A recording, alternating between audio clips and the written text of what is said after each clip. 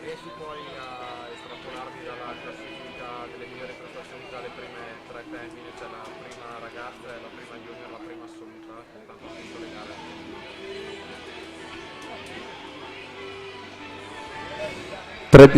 Tredicesima serie alla 1 Vittorio Poles, alla 2 Enrico Visentin, alla 3 Luiz Lancerini, alla 4 Andy Bardi, alla 5 Alessandro Zanchettin, alla 6 Nicolas Lorenz Erasmus, alla 7 Marco Biassuto, alla 8 Cristian Ramazzotto.